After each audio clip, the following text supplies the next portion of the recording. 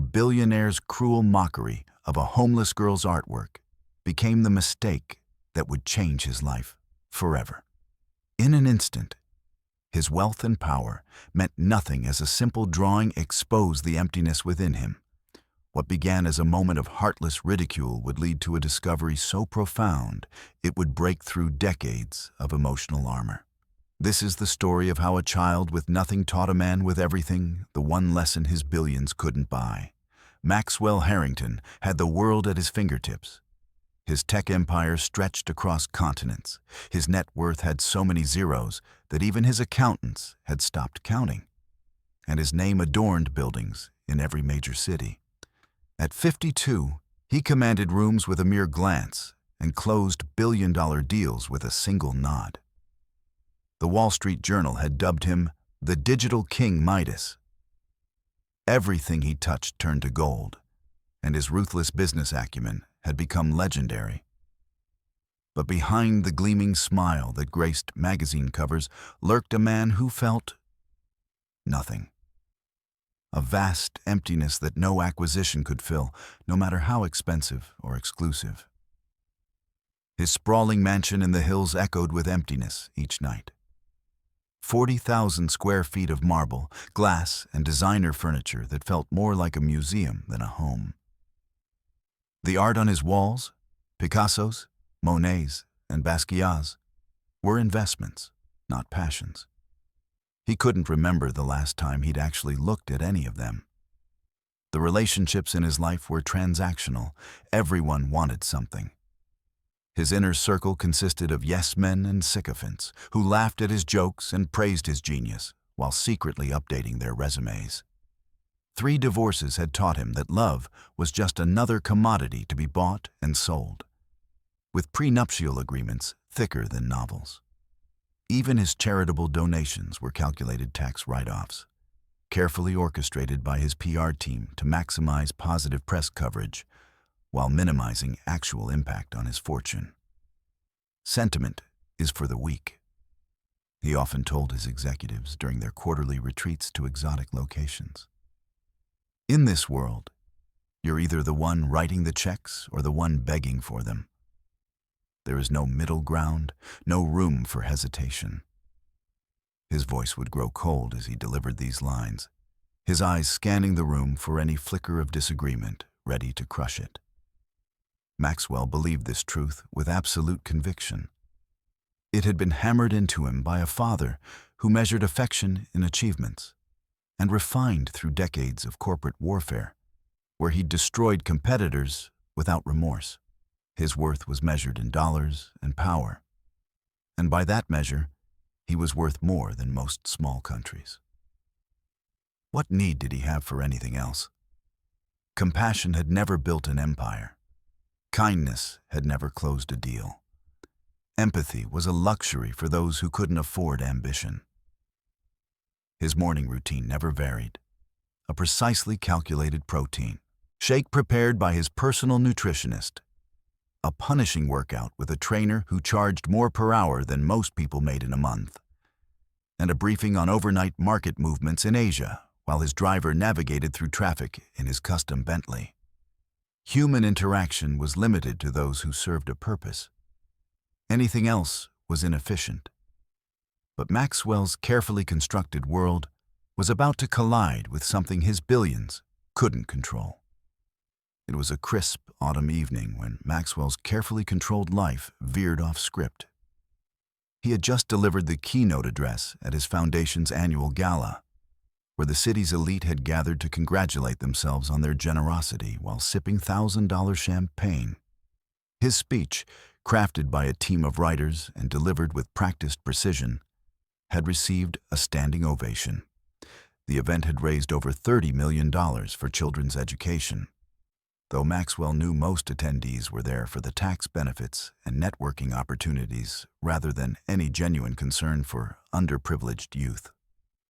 Take the side streets, Maxwell instructed his driver as they left the venue, loosening his bow tie with an irritated tug. The main boulevard will be clogged with traffic from that street festival. I don't have time to sit behind tourists and food trucks. He despised inefficiency, and traffic represented the ultimate waste of his valuable time. The detour took them along the perimeter of Westlake Park, normally a place Maxwell would never deign to visit. His real estate portfolio included several properties in the area, but he viewed them as investments on spreadsheets, not actual places where people lived and gathered. As the Bentley idled at a red light, something unusual caught his eye. A small crowd gathered in a semicircle, their attention focused downward. "Wait here," he told his driver, a momentary curiosity overriding his impatience to get home. Perhaps it was the contrast to the polished event he'd just left, or simply the novelty of something unplanned in his meticulously scheduled life. But Maxwell found himself approaching the gathering. The crowd parted instinctively. Even in casual clothes, power radiated from him like heat. People always seemed to sense when someone important was near, like prey animals detecting a predator. At the center of attention was a girl, no more than 12, kneeling on the concrete. Her clothes were worn and mismatched, jeans with patches at the knees, a sweater several sizes too large with frayed cuffs, and shoes held together with duct tape. Her hair was pulled back in a tangled ponytail, and her face, though smudged with dirt, had a determined focus that struck Maxwell as oddly familiar. Around her were scattered a few meager possessions: a tattered backpack with a broken zipper, a thin blanket that had once been blue but was now a nondescript gray, and a plastic cup containing a handful of coins and a few crumpled dollar bills. But what had drawn the crowd was what she was creating. With nothing more than a set of broken chalk pastels, the girl was bringing to life an image of startling beauty. A phoenix rising from ashes, its wings outstretched against a twilight sky.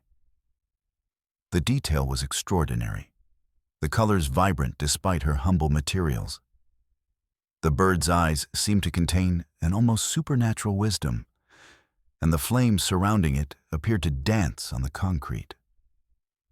Several onlookers had dropped money into her cup, mesmerized by her talent. An elderly woman was wiping tears from her eyes, while a young couple stood hand in hand, transfixed by the image. Maxwell observed the scene with detached interest, calculating the inefficiency of her efforts. Such talent wasted on sidewalk art that would wash away with the next rain. If she had any business sense, she'd be creating on canvas, building a brand, monetizing her skill. This display of raw talent without strategic direction offended his sensibilities. The girl looked up, momentarily meeting his gaze, and something in her eyes, a dignity, a light, irritated him inexplicably. It was as though she saw through his expensive suit to something underneath that even he couldn't name. "Is that supposed to be art?" he asked, his voice cutting through the murmurs of admiration like a cold wind. The words escaped before he could consider them. Driven by an impulse he rarely indulged. Emotional reaction rather than calculated response. The crowd fell silent. The girl's hands paused mid-stroke, a piece of yellow chalk held delicately between slender fingers stained with color. A few people shuffled uncomfortably, looking between the imposing man in the tailored suit and the small figure kneeling on the ground. "My 5-year-old nephew could do better with his finger paints," Maxwell continued with a dismissive laugh that echoed hollowly in the sudden silence. "If you're going to beg, at least have the decency to be honest about it instead of pretending to be an artist. This is just emotional manipulation, using pity to extract money from gullible people." He could feel the shock ripple through the onlookers, but no one dared challenge him. A man in a business suit opened his mouth as if to speak, then thought better of it when Maxwell's cold gaze swept over him. A woman pulled her child closer, whispering something in her ear. The girl said nothing, but her eyes never left his face, as if she were memorizing every feature. There was no anger in her expression, no hurt, only a profound curiosity that made Maxwell inexplicably uncomfortable, as though she were seeing something in him that he had long ago buried. With a scoff, Maxwell turned and walked back to his waiting car, already forgetting the encounter as he checked his phone for emails. His assistant had sent over the contracts for the Singapore acquisition, and the numbers looked promising. Just another forgettable moment in a day filled with far more important matters. By the time he slid back into the leather seat of his Bentley, the girl with the chalk had already been relegated to the periphery of his consciousness. Just another piece of urban scenery barely worth noticing. What Maxwell didn't realize was that his 15 seconds of cruelty would soon become the most expensive mistake of his life. 3 days after the park incident, Maxwell sat in his corner office on the 52nd floor, overlooking the city like a king surveying his domain. Floor-to-ceiling windows offered a panoramic view of skyscrapers that seemed small from this height, their glass facades reflecting the morning sun. His desk, a single slab of rare Amazonian hardwood that had caused an environmental group to protest outside his building for a week, was meticulously organized. Not a paper out of place, not a speck of dust to be found. The morning had been productive. He'd fired 2 executives who failed to meet their quarterly targets and approved the acquisition of a promising startup that would soon be gutted for its patents and intellectual property. Its founders discarded like empty husks. Maxwell checked his Patek Philippe watch, a limited edition timepiece that cost more than most people's homes. His next meeting wasn't for another hour, giving him time to review the Asian market reports that had come in overnight. His investments in Singapore were performing particularly well, a fact that should have pleased him, but instead merely registered as expected. Success wasn't celebrated. It was assumed. Failure was what drew his attention and swift retribution.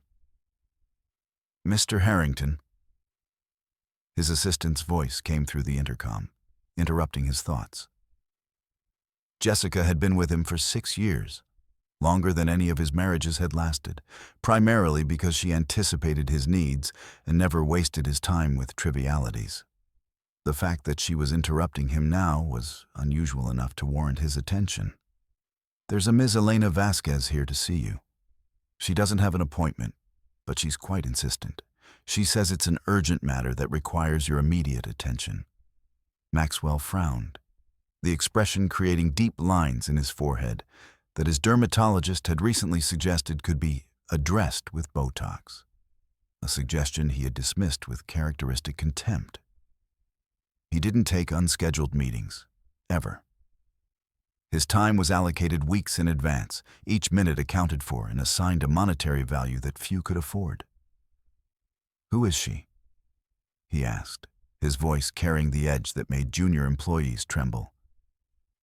"She says she's from Child Protective Services. Something about a minor named Lily. She's showing government credentials and says she won't leave until she speaks with you personally." The name meant nothing to him. Maxwell scrolled through his mental Rolodex of business associates, political connections, and potential liabilities. No Lily appeared in any category that would warrant government intervention. "Tell her to make an appointment like everyone else," he said dismissively. "Whatever it is, can wait until my schedule permits. If she persists, have security escort her to the lobby." "Yes, sir," Jessica replied, though something in her tone suggested she doubted the effectiveness of this approach. Maxwell returned to his reports, the interruption already forgotten as he analyzed profit margins and market projections. The quarterly earnings call was approaching, and shareholders had been restless since the European expansion had cost more than initially projected. Not that it mattered in the long run. Maxwell played a longer game than most investors could comprehend, seeing market shifts years before they materialized. 15 minutes later, His office door opened without warning, an unprecedented breach of protocol that caused Maxwell to look up in genuine surprise. A woman in her 40s with steel-rimmed glasses, salt and pepper hair pulled back in a severe bun, and a no-nonsense charcoal pantsuit strode in with the confidence of someone who regularly faced down far more intimidating obstacles than an angry billionaire. She carried a worn leather portfolio clutched against her chest like armor. Behind her followed his flustered assistant, her normally composed demeanor visibly shaken. "I'm so sorry, sir. She went right past me and the security team seems to—" "I called them, but it's fine, Jessica," Maxwell said, rising slowly from his chair. Despite his irritation, he appreciated boldness, even when it inconvenienced him. People who took what they wanted rather than asking permission were rare in a world where most deferred to power automatically. "Ms. Vasquez, I presume?" "Mr. Harrington," she acknowledged with a curt nod, placing a folder on his immaculate desk without waiting for permission. Her movements were efficient and practiced, suggesting years of navigating bureaucratic obstacles and difficult personalities. "I'll be brief, since I understand your time is valuable. 3 nights ago, you encountered a young girl named Lily Morgan at Westlake Park. You publicly humiliated her while she was creating artwork to survive." The memory surfaced reluctantly, like a bubble rising through thick oil. The park, the crowd, the girl with the chalk drawings. A fleeting moment he had discarded as insignificant among the thousands of decisions and interactions that comprised his day. "The beggar with the chalk drawings? What about her?" he asked, his tone making it clear he considered this beneath his attention. Elena's expression hardened, the lines around her mouth deepening. She had clearly expected this response, but still seemed disappointed by it. "That beggar is 12 years old, Mr. Harrington. Her name is Lily Morgan. She's been living on the streets with her mother for the past 8 months since they lost their apartment when the building was purchased by Harrington Enterprises and converted to luxury condominiums. Her mother, Rebecca Morgan, was hospitalized yesterday with severe pneumonia, leaving Lily with no guardian." Maxwell registered the coincidence of his company's involvement with mild interest, but no concern. Real estate acquisitions often displaced tenants, an unfortunate but necessary aspect of urban development and progress. His company always followed legal requirements for notification and relocation assistance. If this woman and her daughter had ended up homeless, they had likely failed to take advantage of the resources available. "This is tragic," he said, glancing pointedly at his watch. "But I fail to see what it has to do with me personally. My foundation donates millions to homeless shelters and children's services annually. Perhaps you should direct the girl there. Now, if you'll excuse me." "I'm not here about your tax deductions, Mr. Harrington," Elena said, her voice cutting through his dismissal like a blade. She opened the folder with deliberate slowness, maintaining eye contact as she did so. "I'm here because of this." She slid a document across his desk. Maxwell glanced down, then froze, his hand hovering above the paper as though it might burn him. It was a birth certificate, Lily Morgan's birth certificate. Date of birth, March 17th, 2013. Mother, Rebecca Lynn Morgan, and listed as the father was Maxwell Edward Harrington. For perhaps the first time in decades, Maxwell was genuinely speechless. The blood seemed to drain from his face, pooling somewhere in his expensive Italian leather shoes. His mind, so adept at processing complex financial data and predicting market trends, stuttered like an old engine trying to turn over in freezing weather. "This is absurd," he said finally, pushing the paper away as though it were contaminated. "I've never heard of this child. I don't have a daughter. This is clearly some kind of scam, a desperate attempt to extract money. Do you have any idea how many paternity claims are filed against men in my position? My legal team handles these matters. Elena's expression didn't change. If anything, she seemed to have expected this exact reaction, as though she were checking items off a mental list. DNA doesn't lie, Mr. Harrington. We ran the tests this morning after finding your information in Rebecca's belongings. The hospital took samples when Lily was admitted for dehydration and malnutrition 2 days ago, conditions directly resulting from living on the street. The results are conclusive. Lily is your biological daughter. The room seemed to tilt slightly, the familiar surroundings suddenly alien. Maxwell gripped the edge of his desk, the cool wood grounding him. Impossible. I would know if I had a child. My legal team is thorough. Any legitimate claim would have been brought to my attention. Would you? Elena asked, her head tilting slightly. According to Rebecca Morgan's detailed journals, which we recovered from their storage locker, you had a brief relationship 13 years ago when she worked as a paralegal at Goldstein and Meyer, the law firm handling your first divorce from Elise Harrington. When Rebecca told you she was pregnant, you accused her of trying to trap you for financial gain and had her fired. She never pursued child support because she knew your resources would crush her in court, and she wanted to protect her child from what she described as a legal battle that would taint Lily's perception of her father. She hoped that someday you might seek them out on your own. Fragments of memory began to surface. A quiet, intelligent woman with kind eyes who had brought him coffee during late-night depositions and actually listened when he complained about his soon-to-be ex-wife's demands. Rebecca. They had spent a few weekends together, a brief distraction during a stressful time. He vaguely recalled her trying to contact him afterward, but his assistant had handled it, as she did with all unwanted communications. It had never occurred to him to ask what the woman had wanted. Even if this is true, Maxwell said, regaining his composure with the practiced ease of someone accustomed to crisis management, what exactly do you expect from me? Money? A settlement?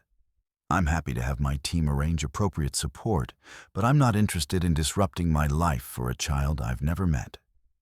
Elena leaned forward, placing both hands on his desk, her voice quiet but intense. What I expect, Mr. Harrington, is for you to take responsibility for your child. Rebecca will be hospitalized for at least 2 weeks. Her condition is serious. Years of inadequate health care and the stress of homelessness have taken their toll. Lily has no other family. She either goes into the foster system, where she'll likely be bounced between multiple homes given her age and the current shortage of placements, or the implication hung in the air between them like smoke, acrid and suffocating. You can't seriously expect me to take in a homeless child I've never met, Maxwell said, incredulous.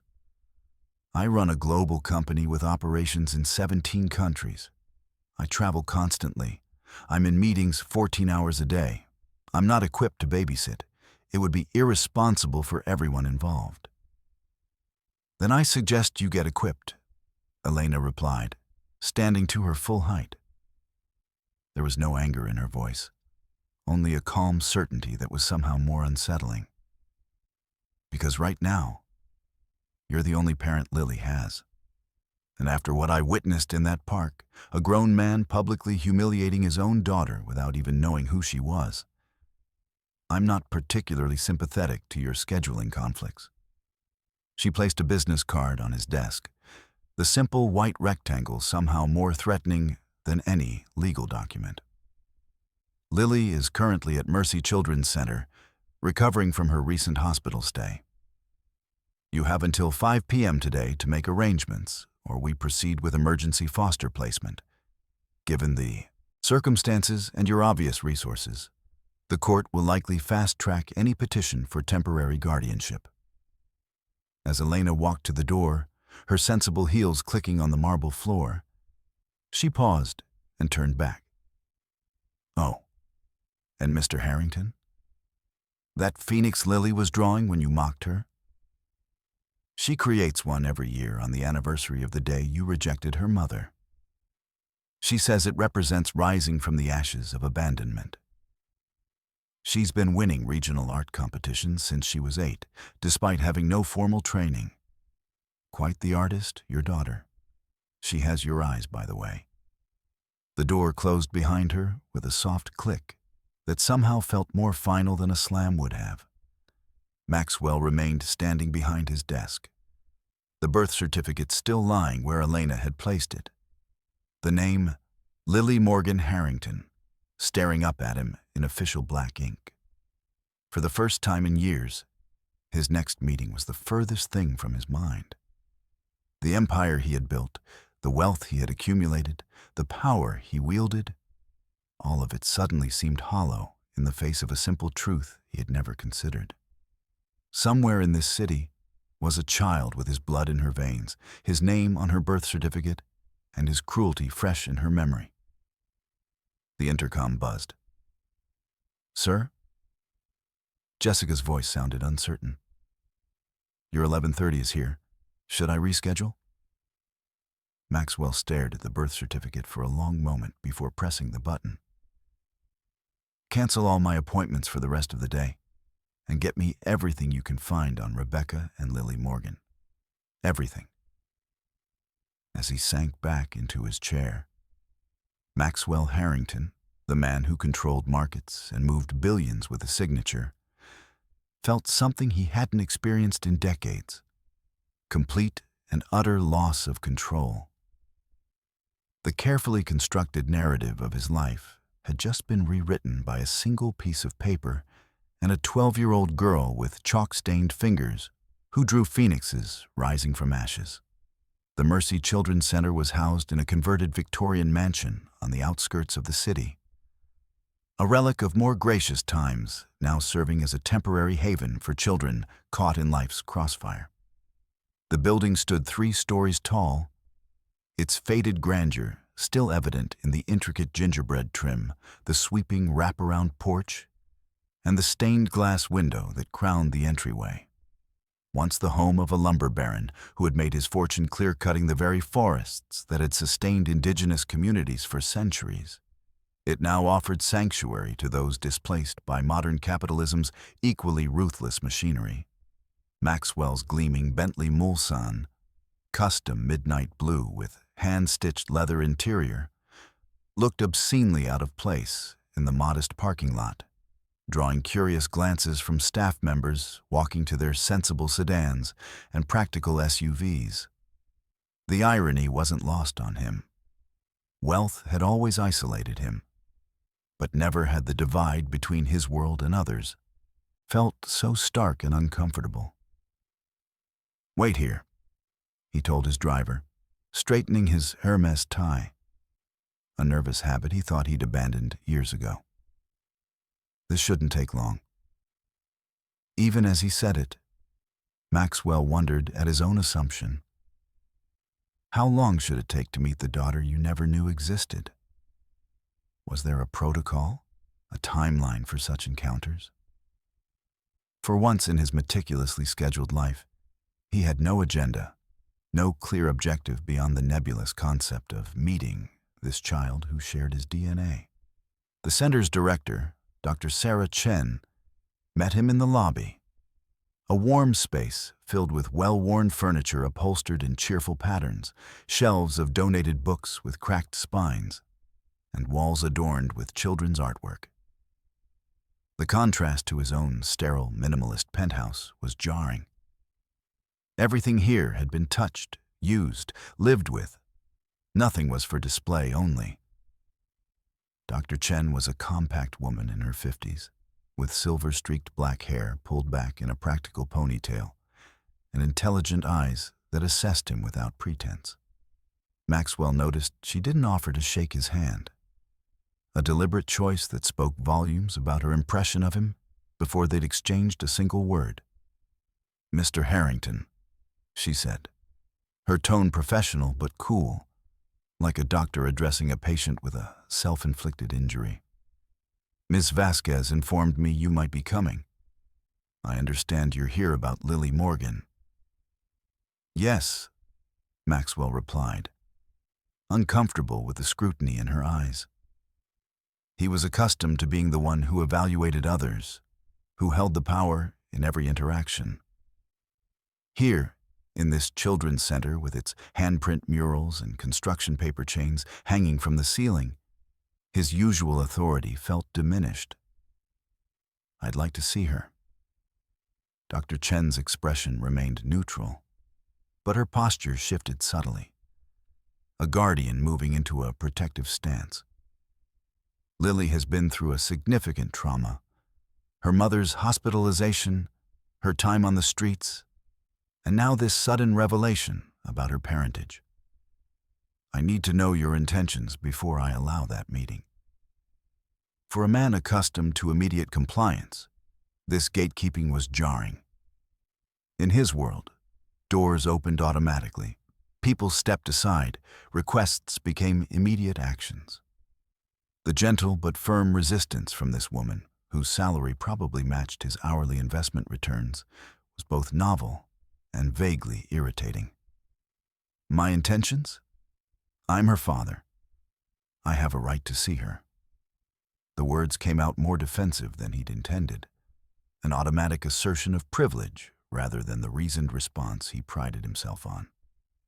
Rights and responsibilities go hand in hand, Mr. Harrington, Dr. Chen replied evenly, unintimidated by his tone or stature.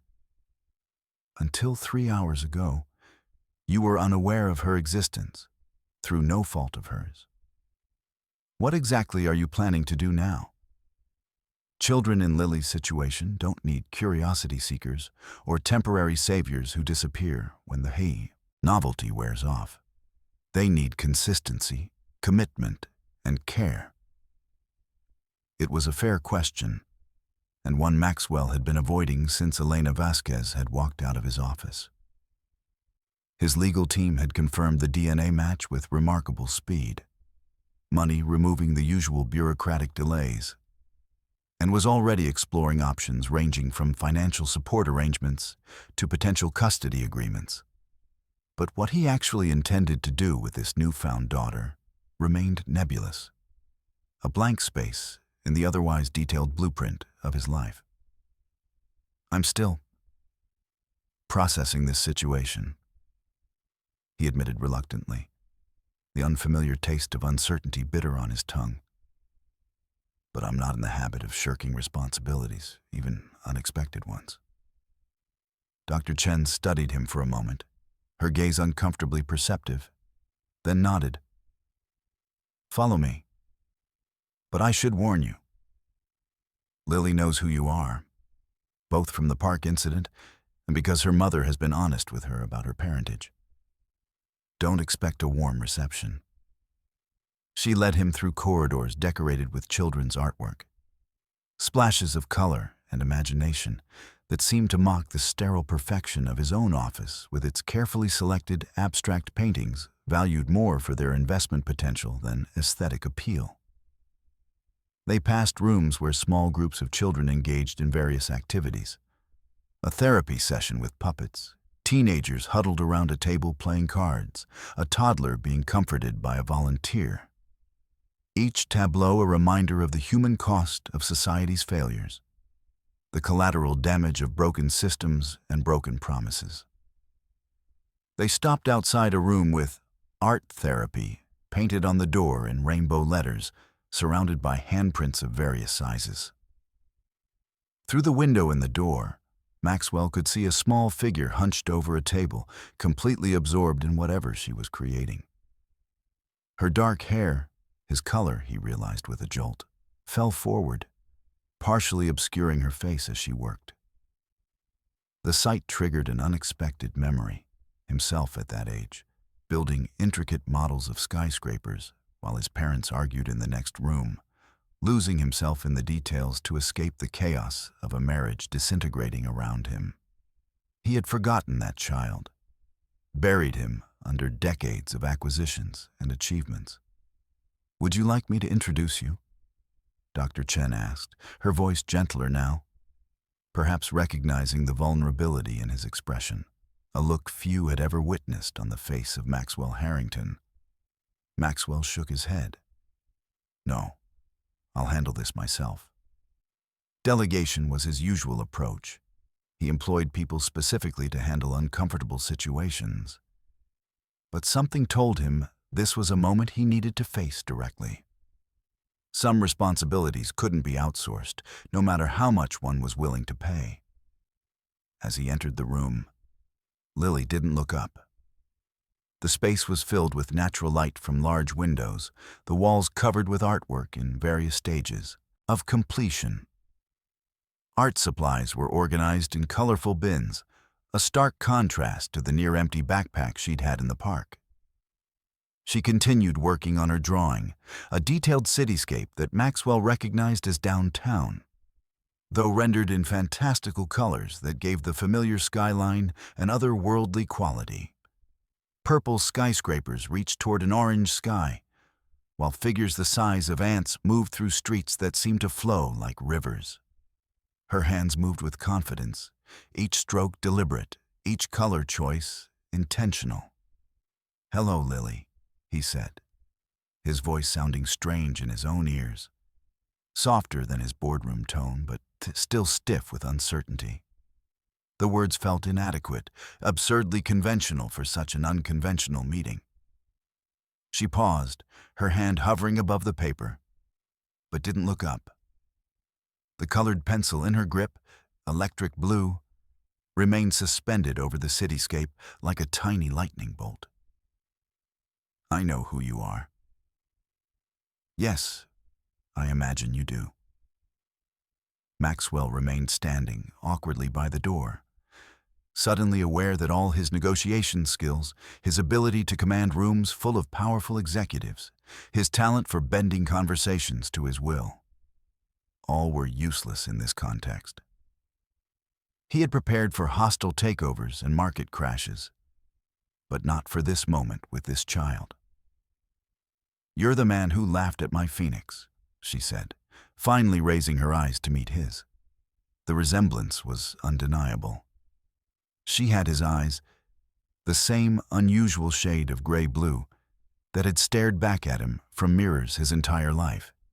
She had his cheekbones, his straight nose, even the slight furrow between her brows that his mother had always called his thinking line. But there was something else there too. A resilience, a quiet dignity that reminded him of Rebecca. "I am," he acknowledged, resisting the lifelong urge to qualify or explain. To say he'd been tired, distracted, that he hadn't really looked at the drawing. The excuses died unspoken. "And I'm also your father." Lily nodded, returning to her drawing with a deliberate focus that seemed both childlike in its absorption and adult in its discipline. "Mom told me. She said you were too busy being important to be a dad." The simple assessment landed like a physical blow, more devastating than any criticism from business rivals or financial analysts. Maxwell moved closer, taking in the details of her appearance he'd missed in the park. Despite her circumstances, the second-hand clothes, the stress no 12-year-old should carry, there was a dignity in her posture, a self-possession that reminded him of himself. "Your mother was partially right," he said, surprising himself with the admission. In business, he never conceded points unnecessarily. Yet here he was, acknowledging failure to a child. "I've been busy building things that seemed important at the time." "Like the building where we used to live?" Lily asked, her tone deceptively casual as she selected a vibrant purple pencil from the array before her. "The one your company bought before we had to leave?" "Mom cried when we got the notice. She said it was like you were pushing us away twice." Maxwell felt something unfamiliar twist in his chest, a sensation both painful and foreign. The coincidence that had seemed inconsequential hours ago now felt like cosmic irony of the cruelest kind. His own company had displaced his daughter, leaving her homeless, leading directly to their encounter in the park. The invisible hand of the market he so revered had slapped him across the face, with the consequences of his own actions. "I didn't know," he said, aware of how inadequate the words were even as he spoke them. How many times had he dismissed concerns about displaced tenants with the same phrase? "I didn't know."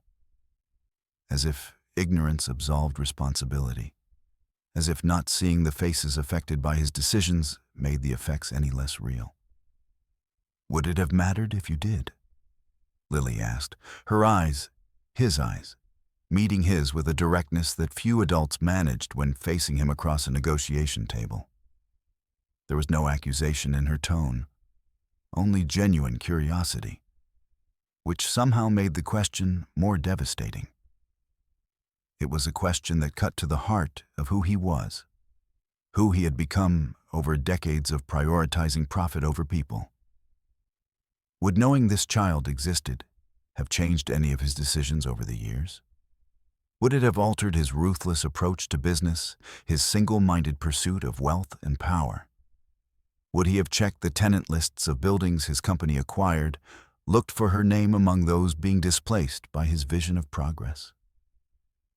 "I don't know," he answered honestly, perhaps for the first time in years offering a response that wasn't calculated for maximum advantage. "But I know it matters now." Lily considered this, her expression thoughtful beyond her years. She set down the purple pencil and selected a deep red one, adding what looked like sunset reflections to the windows of the skyscrapers in her drawing. "Mom's really sick. The doctors say she needs expensive medicine and rest. We don't have insurance anymore. It got canceled when she lost her job at the library." The statement wasn't a request or accusation, just a fact presented with the clear-eyed pragmatism of a child who had grown up too quickly, who had learned that adults often failed to address the obvious unless it was stated plainly. "I'll take care of that," Maxwell said immediately, relieved to find familiar ground, problems that could be solved with money. "Your mother will receive the best care available. I'll have my assistant arrange a transfer to the Harrington Medical Center. The chief of pulmonology there is world-renowned." "And then what?" Lily asked, setting down her pencil and turning to face him fully for the first time. Her gaze was unflinching, assessing him with the same calculating intensity he used when evaluating potential acquisitions. "We still don't have a place to live. Mom can't work when she's sick. We'll just end up on the street again." The simplicity of her concern, so far removed from the complex financial structures and global markets that occupied his days, made Maxwell acutely aware of how disconnected he had become from the basic realities of human existence. While he deliberated over billion-dollar deals, this child worried about where she would sleep. "That won't happen," he said, with the same certainty he used to reassure nervous investors before a major market play. "I have a house, several houses actually. There's more than enough room." Lily's expression remained skeptical, her experience having taught her that adult promises were fragile things, easily broken when inconvenient. "You want me to live with you? You don't even know me. You don't know what I like to eat, or when I go to bed, or what subjects I'm good at in school." The slight tremor in her voice betrayed the bravado. Beneath the mature facade was still a child facing enormous uncertainty. "I'd like the opportunity to learn those things," Maxwell said, surprising himself with the sincerity in his voice. "I've missed 12 years. I don't want to miss any more." For the first time, Lily's composure cracked slightly, uncertainty flickering across her face like a shadow. "What if you don't like me? What if I don't like you?"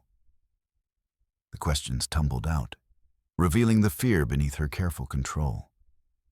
What if you get tired of having a kid around and send me away? Foster homes are worse than shelters sometimes. That's what everyone says. It was the most childlike thing she'd said since he entered the room.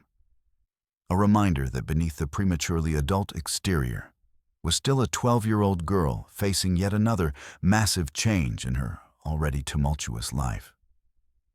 The weight of her fear, so rational given her experience, made his chest tighten with an unfamiliar ache. Maxwell did something then that would have shocked anyone who knew him in the business world. He knelt down to her level, his bespoke suit touching the floor that countless children had traversed, meeting her eyes directly without the advantage of his imposing height. That's a risk I'm willing to take if you are. I can't promise I'll be good at this immediately.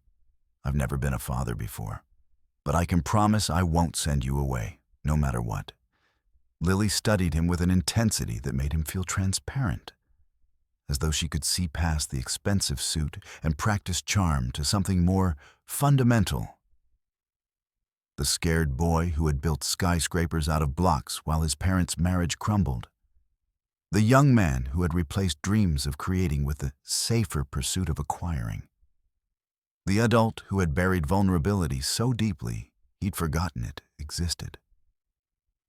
"You laughed at my art," she said finally, the hurt evident beneath the accusation. It wasn't a negotiation tactic or a bid for sympathy, just a truth she needed acknowledged before anything else could proceed. "I did," Maxwell admitted, resisting the lifelong urge to justify or defend. "And I was wrong. Not just because you're my daughter, but because what you created was beautiful. I've forgotten how to see beauty that can't be bought or sold.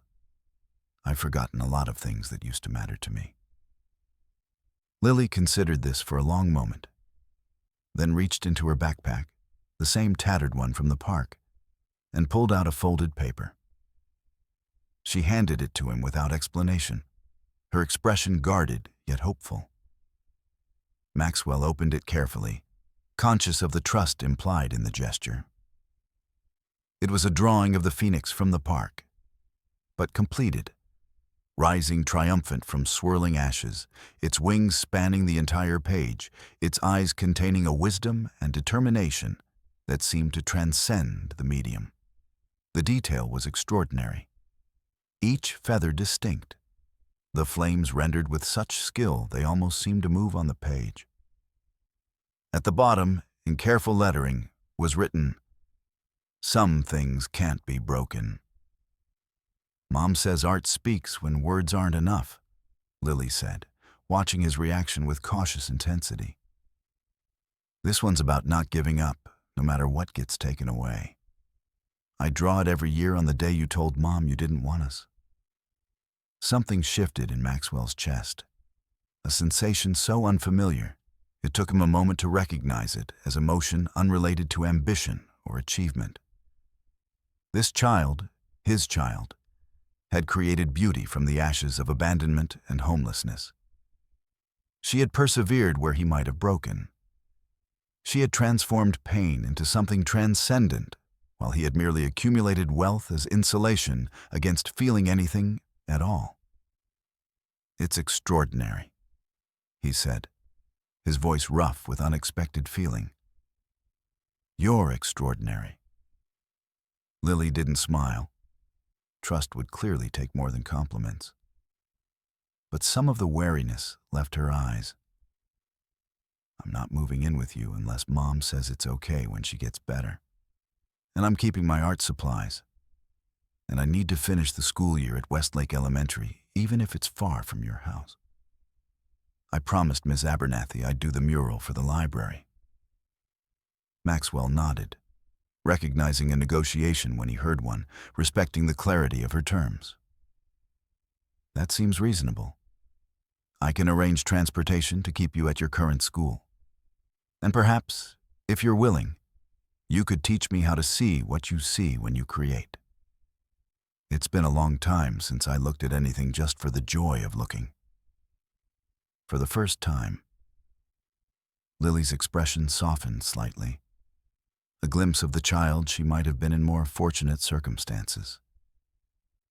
Mom says you used to build things before you started buying and selling them. She said you wanted to be an architect once, that you used to sketch buildings that looked like they came from the future. The observation caught him off guard. A dream so long abandoned, he'd almost forgotten it himself. Before spreadsheets and stock options, before leveraged buyouts and hostile takeovers, he had indeed wanted to create, to build spaces that would inspire and endure. He had filled notebooks with designs, spent hours in the library studying the work of Wright and Gehry and Hadid, imagining structures that would change how people experience the world around them. "Your mother has a good memory," he said quietly, wondering what else Rebecca had told their daughter. What version of him existed in Lily's mind before their encounter in the park? "She kept all the blueprints you drew for her," Lily continued, turning back to her cityscape but watching him from the corner of her eye. The house with the glass ceiling and the garden inside. "She said it was the only gift you ever gave her that mattered." Maxwell felt something crack within him, a fissure in the carefully constructed facade he had maintained for decades. He remembered that blueprint, sketched late one night when Rebecca had mentioned loving stars but hating the cold. A house where she could see the sky without leaving her bed, where trees grew in the central atrium, where the boundaries between inside and outside blurred. He had spent weeks refining the design, incorporating elements that reflected her love of nature and open spaces. It was the last purely creative act he could remember. Everything after had been about acquisition rather than creation. "I never built it," he said, the admission carrying the weight of all his abandoned possibilities, the roads not taken that had led him to this moment. Kneeling on a worn carpet in a children's center, holding a drawing of a phoenix rising from ashes. "You still could," Lily replied, with the simple conviction of youth, adding a final touch to her fantastical cityscape. A tiny figure standing atop the highest building, arms outstretched as if embracing the entire city below. "Mom says it's never too late to build something that matters." As they sat together in that room filled with art, Maxwell Harrington, titan of industry, ruthless businessman, and newly discovered father, felt something he hadn't experienced since childhood. The quiet but persistent hope that perhaps he could become more than the sum of his acquisitions. That perhaps this unexpected detour might lead him back to the person he had once intended to be. What he didn't yet realize was that the most valuable asset he would ever acquire was sitting across from him, teaching him to see the world through eyes unclouded by the pursuit of profit. A lesson that would ultimately cost him everything he thought he valued, and give him everything he never knew he needed. As Lily carefully gathered her art supplies, preparing to show him more of her work, Maxwell made a silent promise to the phoenix on the page before him. He too would rise from the ashes of the man he had become, and perhaps, in doing so, become worthy of the daughter he never knew he had. The first week of their new arrangement was a study in contrasts.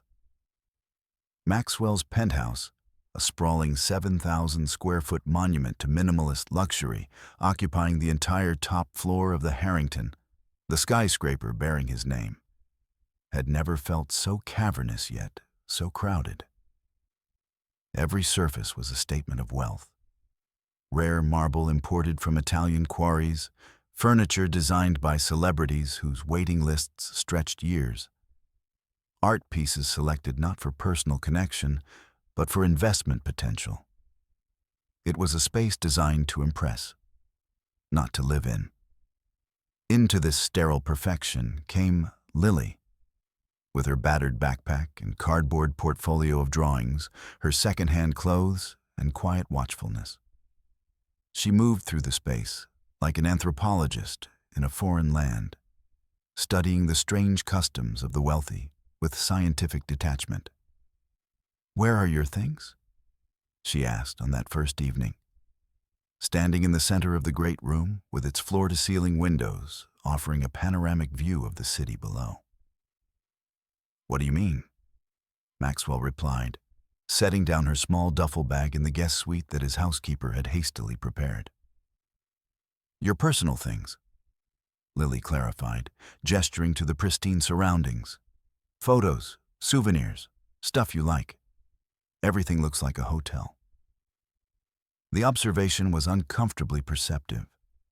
In truth, Maxwell had homes in 6 countries, each decorated by professionals to achieve the same impersonal perfection, each containing nothing that couldn't be replaced. He traveled between them like a ghost, leaving no impression deeper than the temporary indentation in a mattress. "I suppose I've never been particularly sentimental," he said, realizing how hollow the words sounded even as he spoke them. Lily nodded, as if confirming a theory. "Mom keeps everything. Ticket stubs, birthday cards, rocks I find that look interesting. She says objects hold memories." The simple statement revealed volumes about the difference between wealth and richness, a distinction Maxwell had long ago forgotten. Rebecca, even in poverty, had created a home filled with meaning. He, with all his resources, had built only showcases. "The room seems very big for one person," Lily said later, standing in the doorway of her new bedroom suite, which was larger than the entire apartment she had shared with her mother before their eviction. "We can find something smaller if you'd prefer," Maxwell offered, misunderstanding her hesitation. "No, it's just—" Lily paused, struggling to articulate the strangeness of her new reality. "Mom and I used to share a mattress in the shelter. Before that, we shared a bedroom in our apartment. I've never slept alone in a room before." The admission hit Maxwell with unexpected force. While he had been accumulating square footage he rarely used, his daughter had been learning to sleep in crowded shelters, to make herself small enough to fit into the margins of a world that had no space for her. "Would you like me to leave a light on?" he asked, grasping for solutions to a problem he barely understood. Lily shook her head. "I'll be okay. I just need to get used to it." Her brave face couldn't quite mask the anxiety beneath. That night, after checking on her twice and finding her still awake, staring at the ceiling, Maxwell did something impulsive.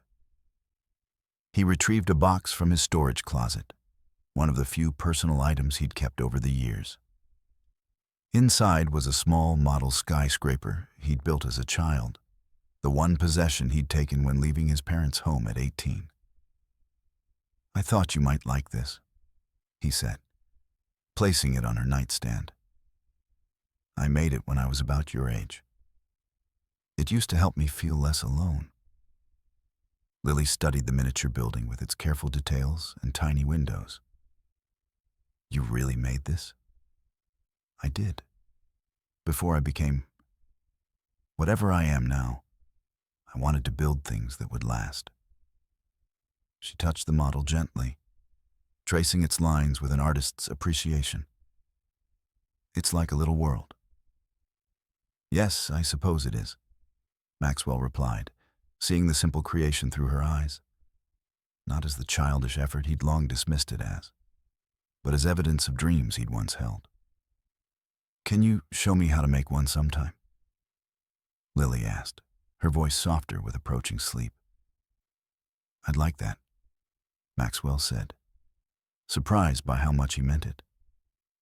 When he checked again an hour later, she was finally asleep, one hand resting near the model building as if keeping it safe. The challenges of their new reality manifested in unexpected ways. Maxwell's morning routine, a precisely timed sequence of exercise, calls to international markets, and meetings, now included making breakfast for a child who regarded his protein shakes with undisguised skepticism. "Don't you have any normal food?" she asked on the second morning, peering into his refrigerator with its array of prepared meals delivered weekly by his nutritionist. "What would you consider normal?" Maxwell asked, realizing he had no idea what 12-year-olds ate. "Cereal, toast. Mom makes oatmeal with cinnamon when we have a stove." The simplicity of the request highlighted the absurdity of his existence. He owned controlling interests in agricultural conglomerates that produced grain consumed by millions, yet had no oatmeal in his pantry. "We'll go shopping today," he promised, making a mental note to have his assistant research appropriate foods for growing children. Lily nodded, accepting his limitations with the patience of someone accustomed to adult inadequacies. "I can make a list. I know how to cook some things." The offer, from a child who should have been focused on schoolwork and play, not survival skills, was another indictment of his world and its priorities. That afternoon, Maxwell Harrington, whose calendar was typically booked months in advance, found himself in a grocery store for the first time in decades, following his daughter through aisles of ordinary food at prices so negligible to him, they might as well have been free. "We need to check what's on sale," Lily said automatically, reaching for the store circular. "That's not necessary," Maxwell replied gently. "We can get whatever you like." Lily looked up at him, her expression a mixture of wonder and wariness. "Anything?" "Anything." She considered this new reality carefully, then nodded toward the produce section. "Fresh fruit first, then. Mom says it's the most important thing to get when you have money, because it goes bad at the shelter and food banks mostly give canned stuff." As they filled their cart with apples and oranges, bread and peanut butter, oatmeal and cinnamon, Maxwell observed his daughter's methodical approach to shopping, checking prices despite his assurances, selecting items with careful deliberation, occasionally allowing herself small luxuries like raspberry jam or chocolate chip cookies, with an expression that suggested she expected the permission to be revoked at any moment. "You're very good at this," he observed as she compared 2 brands of pasta sauce, reading the nutrition labels with practiced efficiency. "Mom taught me. She says knowing how to make food stretch is more important than having a lot of it." Lily selected the larger jar, which offered better value per ounce. "When we had an apartment, we used to cook big batches on Sunday and freeze portions for the whole week." Each casual revelation was a window into a life Maxwell had never imagined. One where his daughter had learned to calculate cost per unit at an age when his own concerns had been limited to which private school his parents would send him to next.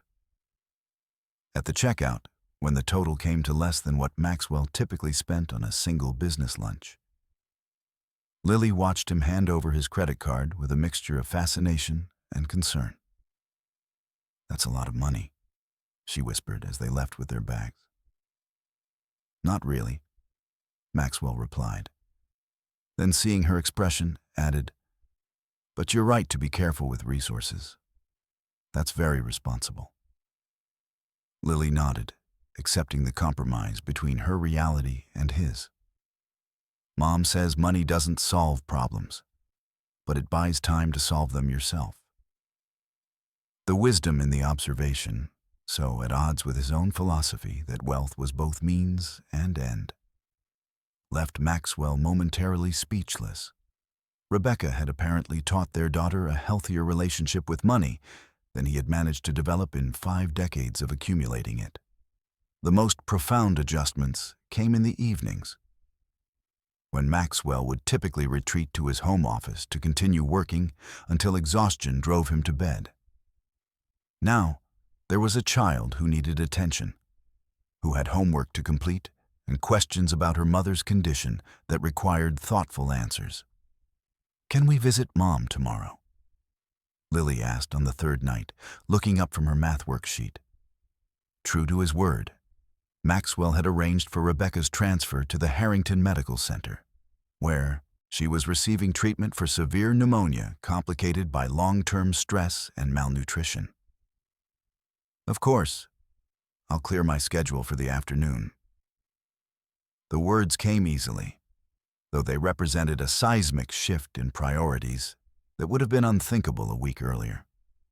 Board meetings could be rescheduled. His daughter's need to see her mother could not. Will she get better soon? The question contained all the vulnerability Lily worked so hard to conceal during daylight hours. Maxwell hesitated, balancing honesty with reassurance. The doctors say she's responding well to treatment, but it will take time. Her body needs rest to heal completely. Lily nodded, absorbing this with the stoicism of a child accustomed to difficult truths. When I was little and got sick, she used to draw pictures of the germs as tiny monsters, and then draw my white blood cells as superheroes fighting them off. It made it less scary. The image, so creative, so loving, so unlike anything from his own childhood of clinical doctors and distant parents, made Maxwell acutely aware of all Rebecca had managed to give their daughter despite having so little.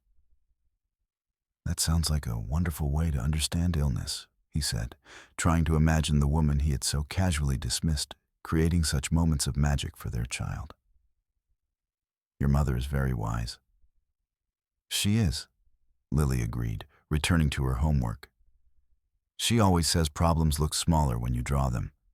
That's why I like art. You can make the scary things fit on a piece of paper where you can see all of them at once. The insight was profound in its simplicity. Maxwell thought of the complex problems he navigated daily: market fluctuations, competitor strategies, resource allocations, and wondered how they might appear if rendered visible, contained within borders he could see in their entirety. Would you show me how? He asked impulsively. How to draw problems to make them smaller? Lily looked up, surprised by the request. You want me to teach you to draw? If you're willing, Maxwell replied, feeling strangely vulnerable. I used to draw buildings when I was your age, but I haven't created anything in a very long time. Lily considered this, then nodded with the seriousness of a master accepting an apprentice. We can start with shapes. Everything is just shapes put together in different ways. She cleared her homework aside and took out her sketchbook, tearing out a blank page for him. As she guided him through basic forms, circles becoming spheres with the addition of shadow, rectangles transforming into three-dimensional structures, Maxwell found himself fully present for the first time in years. His mind focused on the simple challenge of making a line go where he intended. You press too hard, Lily observed, watching him grip the pencil like a weapon. Drawing is about being gentle first. You can always make lines darker later, but you can't make them disappear if they're too heavy. The metaphor wasn't lost on Maxwell. How many decisions had he made with too much force, creating marks that couldn't be erased? How different might his life have been if he had approached it with a lighter touch, allowing for adjustments and corrections? By the time they finished the impromptu lesson, Maxwell had produced a rudimentary sketch of the city skyline. Nowhere near Lily's skill level, but recognizable nonetheless. More importantly, he had spent an hour thinking about nothing but the movement of his hand across paper, the relationship between objects and space, the fundamentals of creation rather than acquisition. It's not bad for a first try, Lily said, studying his effort with professional seriousness. You still remember some things. Thank you, Maxwell replied, surprised by how much her approval meant to him. I had an excellent teacher. Lily smiled then, a real smile that transformed her serious face into something bright and young. It was the first time he had seen her fully unguarded. and the effect was like sunrise breaking over the city skyline, illuminating possibilities he had forgotten existed. That night, after Lily had gone to bed, Maxwell sat alone in his living room, looking out at the city he had helped shape through decades of development and investment. From this height, the streets were just lines, the buildings mere shapes against the night sky. People were invisible, their struggles and triumphs, their losses and hopes, all reduced to abstract concepts by distance. He thought of Lily's phoenix rising from ashes, of Rebecca creating superhero white blood cells to battle illness monsters, of the house with a glass ceiling he had designed but never built. He thought of all the ways creativity could transform reality, not by denying its harshness, but by reimagining its possibilities. For the first time in longer than he could remember, Maxwell Harrington picked up a pencil not to sign a contract or approve a budget, but to create something new. He began to sketch, hesitantly at first, then with growing confidence. The outline of a house where stars would be visible from every room, where trees would grow indoors, where a child who had known too much hardship might find safety and wonder in equal measure. It was just a drawing, just lines on paper. But as Lily had taught him, sometimes making a problem small enough to fit on a page was the first step toward solving it. And perhaps the problem he had been avoiding his entire adult life was not how to accumulate more, but how to become whole. How to recover the parts of himself he had sacrificed in pursuit of wealth and power. As the night deepened around him, Maxwell continued to draw, adding details to his creation. A studio filled with art supplies, a kitchen designed for cooking together, spaces that invited connection rather than impressed visitors. It wasn't just a house taking shape on the page, but a home. Something he had owned many of, but never truly possessed. Tomorrow would bring complications. Explanations to his executive team about his sudden schedule changes, discussions with Rebecca's doctors about long-term care, the 1,000 adjustments required to incorporate a child into a life designed for solitary achievement. But for tonight, in the quiet hours between one day and the next, Maxwell allowed himself to imagine a different kind of future than the one he had been building. One measured not in acquisitions, but in moments, not in assets, but in connections. It was a blueprint unlike any he had commissioned before. Not for another monument to his success, but for the life he might still create from the ashes of the one he had outgrown.